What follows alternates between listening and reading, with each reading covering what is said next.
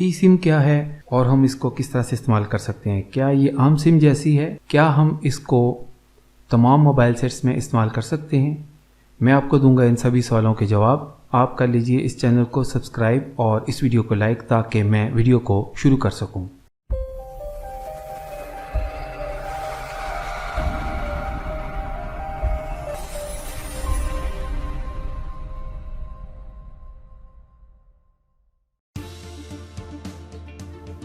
बिस्मिल्लाहिर्रहमानिर्रहीम, अस्सलाम वालेकुम।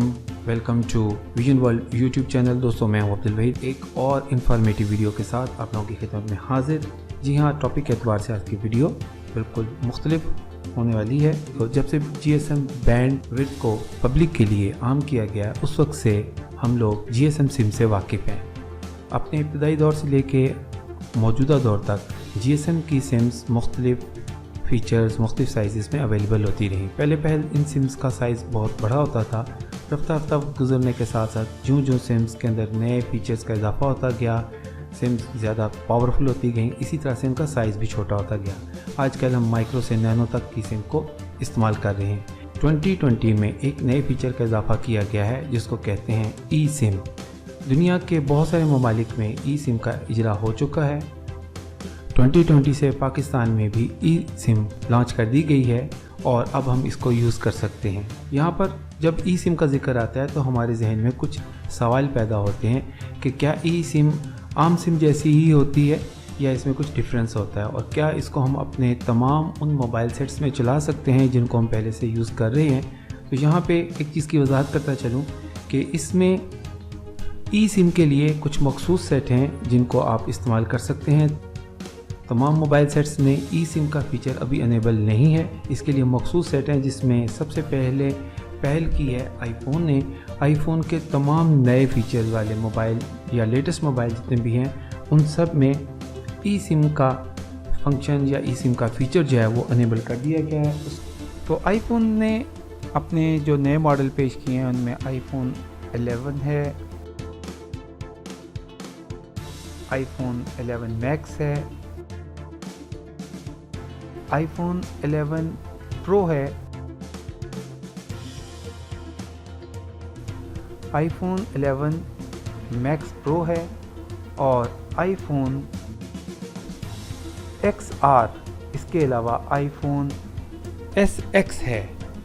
दूसरे नंबर पे मशहूर ज़माना कंपनी आती है सैमसंग ने अपने नए मोबाइल जितने भी सेट इस वक्त मुतारफ़ करवाए हैं, जिसमें S20 सीरीज़ के जिनके जो S सीरीज़ के सेट हैं उनके अंदर ई सिम का फ़ीचर जो है उसको अनेबल कर दिया गया है। सैमसंग का जो आया है S20, इसके अंदर भी ई सिम का फ़ीचर अनेबल्ड है।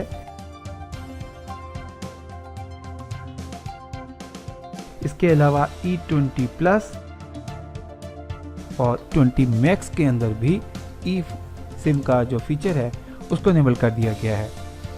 दीगर बड़ी कंपनियों की तरह गूगल ने भी पिछले दिनों गूगल पिक्सलर के नाम से अपने सेट मुतारफ़ करवाए थे और इनके अंदर भी ई सिम का फंक्शन जो है उसको अनेबल किया गया है हाल ही में। और इसमें जो गूगल पिक्सलर के जो सेट इस वक्त मार्केट में अवेलेबल हैं जिनके अंदर ई सिम का फंक्शन अवेलेबल है, उसमें है गूगल पिक्सल 3, गूगल पिक्सल 4 और गूगल पिक्सल प्रो। इसके अलावा गूगल पिक्सल 4 XL और गूगल पिक्सल XL, इन सेटों के अंदर इस वक्त मुतारफ़ करा दिया गया है ई सिम का फ़ीचर। इन सेटों के अंदर आप बआसानी ई सिम के फ़ीचर को यूज़ कर सकते हैं। यहाँ पे एक सवाल जो और जहन में पैदा होता है वो ये है कि GSM सिम और ई सिम में बुनियादी फ़र्क क्या है। GSM सिम एक फ़िज़िकल सिम है जिसको हम अपने मोबाइल सेट की जैकेट के अंदर इंसर्ट करते हैं और इस तरह से हमारी सिम उस नेटवर्क के साथ कनेक्ट हो जाती है। हर नेटवर्क प्रोवाइडर अपनी सिम्स हमें प्रोवाइड करता है मुख्तलिफ साइज़ में और मुख्तलिफ फ़ीचर्स के साथ। ई सिम दरअसल एक फ़िज़िकल सिम नहीं है बल्कि एक वर्चुअल सिम है। जब आप इस सिम को अनेबल करवाएंगे या इस फीचर को परचेज़ करेंगे इस कंपनी से तो वो आपको एक कार्ड देंगे जिसके ऊपर QR कोड होगा और आप इस QR कोड को अपने मोबाइल कैमरा के ज़रिए स्कैन करेंगे और वो तमाम फीचर्स जो सिम के होते हैं वो एक्टिव हो जाएंगे और आपके मोबाइल में उस नेटवर्क का सिग्नल भी आना शुरू हो जाएगा। यहाँ पर एक और सवाल जो कि हमारे जहन में पैदा होता है उसका भी जवाब देता चलूँ कि लोगों के ख्याल में ई सिम से मुराद इलेक्ट्रॉनिक सिम है। दरअसल हमारी GSM सिम भी इलेक्ट्रॉनिक सिम ही होती है।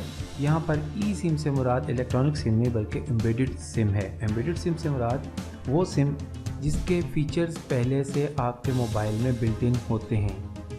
एक सिम के तमाम तर फीचर जो कि सिम कार्ड में पहले से होते थे, मौजूदा दौर में वो तमाम फीचर्स अब वो मोबाइल के मदरबोर्ड में पहले से प्रोग्राम्ड होते हैं और आपको सिर्फ एक नेटवर्क को आइडेंटिफाई कराने के लिए उस नेटवर्क का कनेक्शन के साथ अटैच करना होता है। जो ही आप QR कोड को स्कैन करवाते हैं तो आपके पास उस नेटवर्क के सिग्नल्स भी आ जाते हैं और आप उस नेटवर्क के तमाम तर फीचर्स, कॉल करने का फीचर, SMS और इसी तरह से 4G और 5G के सिग्नल्स भी जो कि आपके पास आम सिम के ऊपर आते हैं वो आपको ई सिम के ऊपर भी अवेलेबल हो जाते हैं। जैसा मैंने अभी आपको बताया कि ये अभी मखसूस सेटों के ऊपर काम कर रही है, इसलिए इसको अभी तमाम सेट्स के ऊपर अनेबल होने में भी शायद कुछ वक्त दरकार होगा।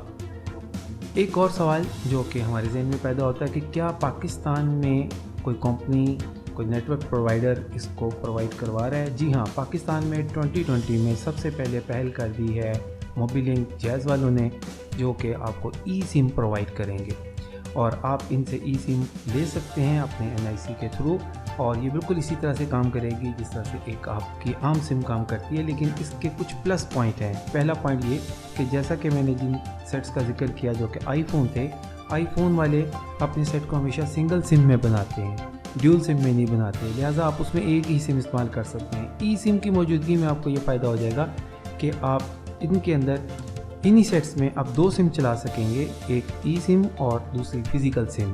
और जिन सेट्स के अंदर आप पहले से 2 सिम चला रहे हैं उनके अंदर भी आप 2 या 2 से ज़्यादा सिमें आप चला सकेंगे, कुछ ई सिम के थ्रू और कुछ फिज़िकल जो सिम आपके पास मौजूद होती है उसके थ्रू।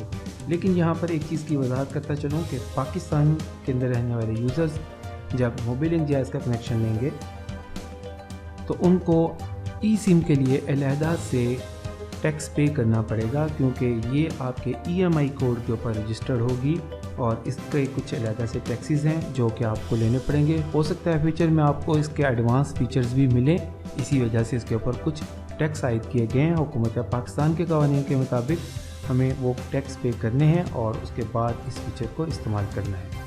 ये थी ई सिम से मुतालिक इन्फॉर्मेशन जो कि मैंने आपको दी। उम्मीद करता हूँ कि आज की वीडियो और आज की इन्फॉर्मेशन आपको पसंद आई होगी। जाते जाते इस वीडियो को लाइक करते जाइएगा और इसको अपने दोस्तों में शेयर भी करें। जो दोस्त इस वीडियो को पहली दफ़ा देख रहे हैं या इस चैनल पर पहली दफ़ा आए हैं उनसे रिक्वेस्ट है कि उस चैनल को सब्सक्राइब कर लें। वीडियो देखने का बहुत बहुत शुक्रिया।